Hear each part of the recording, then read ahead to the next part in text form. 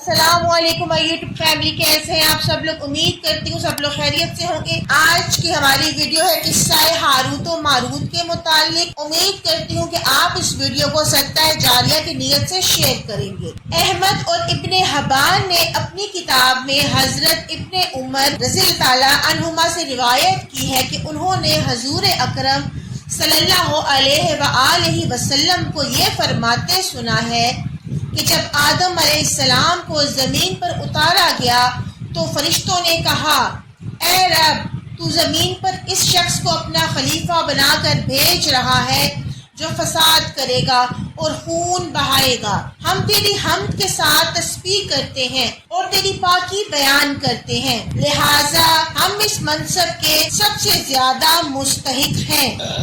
رب جلیل نے فرمایا، بے شک میں وہ جانتا ہوں جو تم نہیں جانتے۔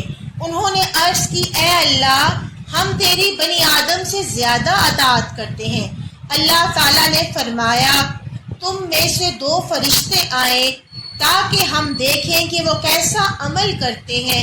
انہوں نے عرض کی کہ ہاروت و ماروت حاضر ہیں۔ رب تعالیٰ نے انہیں حکم دیا کہ تم زمین پر جاؤ، اور اللہ تعالیٰ نے زہرہ ستار کو ان کے سامنے حسین و جمیل عورت کے روپ میں بھیجا۔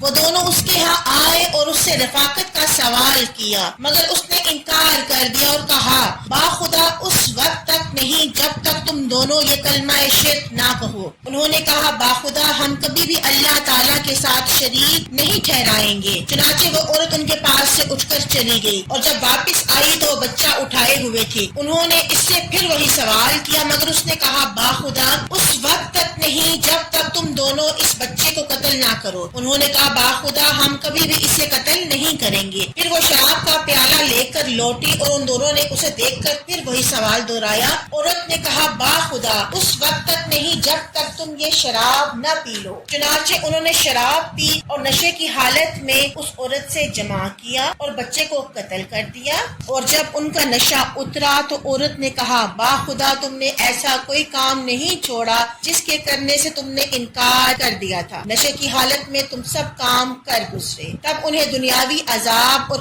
آخرت کے عذاب میں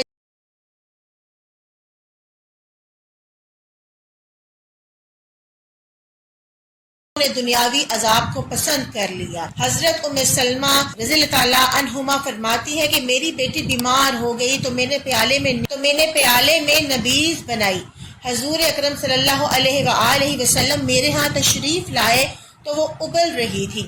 آپ نے فرمایا، اللہ تعالیٰ نے حرام کردہ اشیاء میں شفا نہیں رکھی۔ ایک روایت میں ہے کہ جب اللہ تعالیٰ نے شراب کو حرام فرما دیا تو اس میں جتنے بھی فوائد تھے سب چھین لیے۔ یہ تھی ہماری آج کی ویڈیو۔ امید کرتی ہوں آپ کو پسند آئی ہوگی۔ صدقہ جاریہ کی نیت سے شیئر کریں۔